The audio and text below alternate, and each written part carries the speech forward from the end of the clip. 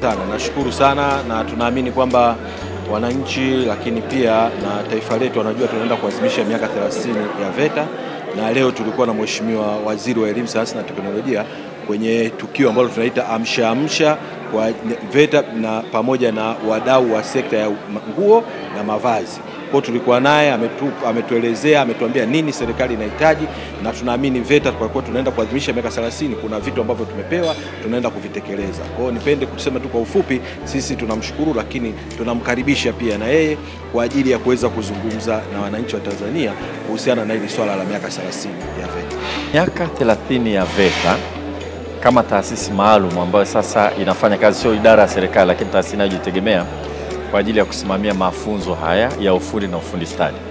Lakini ni miaka 50 ya mfumo wa kitaasisi wa kitaifa wa uendeshaji wa mafunzo ya ufundi na ufundi stadi, kwa sababu idara maalum kwa ajili ya shule ilizaliwa mwaka 75.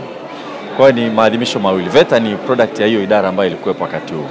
Sasa kwa kipindi hicho kwa kweli tumeona mafanikio makubwa, na wakati wa kuzunguka huko tumekuta watu wanaosema mimi nimejifunza kutoka VETA, na unaona vitu ambavyo wanavizalisha sasa hivi.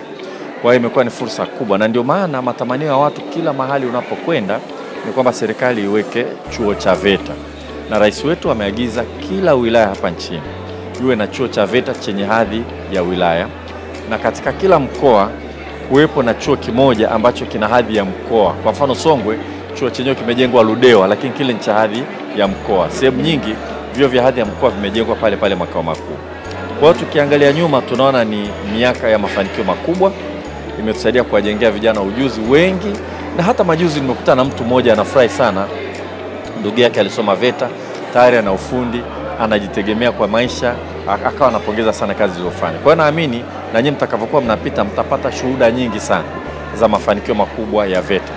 Sisi tunaangalia mbele, tunataka kwenda juu zaidi kuliko tulikotoka. Tunajivunia tulikotoka, lakini hatutaki kuridhika, tunataka kwenda mbali zaidi. Ndio maana tuliwaambia VETA waimarishe zaidi mahusiano na viwanda na wazalishaji wengine wa bidhaa ambazo zinahitaji ujuzi unaofundishwa katika VETA.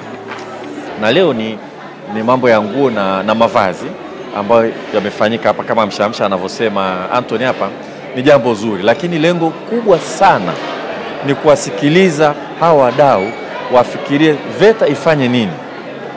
Yaani sisi tufanye nini ili wanaohitimu kwenye VETA waweze kuwa na manufaa kwao mara moja, lakini vile vile ili wao na sisi tufanye kazi pamoja. Hizi juzi nyingine, ujuzi unaopatikana mara nyingi si kwamba ni wa kufundisha watu darasani. Mwingine ni utundu. Mtu ana utundu wake mzuri, lakini sasa anaweza kufundisha watu wengine. Na ndio maana VETA ina utaratibu wa kurasimisha ujuzi. Kwa unaweza kuwa umemaliza darasa 7 lakini ujuzi wako ukipimwa unaonekana ni mkubwa sana, utapewa cheti. Na tuko tayari kukuchukua utusaidie kufundisha watu vile vile katika vyuo vyetu. Kwa hiyo ni hatua ya kwanza, lakini kuna maeneo mengine mengi sana.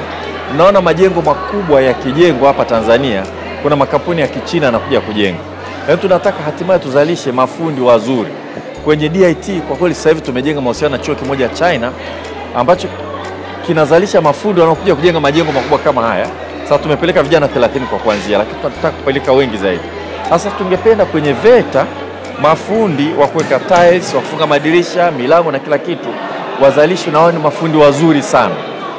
Na ili tuweze kufika huko, pamoja na wakufunzi walioko VETA, tunataka kufanya kazi na makampuni ya ujenzi ili vijana wetu wakajifunze kwa vitendo katika maeneo ya ujenzi. Hasa ule ujenzi ambao unapimwa lazima uwe na viwango vizuri, ili wanafunzi wetu wakifanya kazi ionekane kwamba ni nzuri.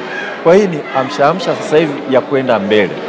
Tunasherehekea, tunaadhimisha tulikotoka, tumefika vizuri, na sasa tunataka tuende juu zaidi.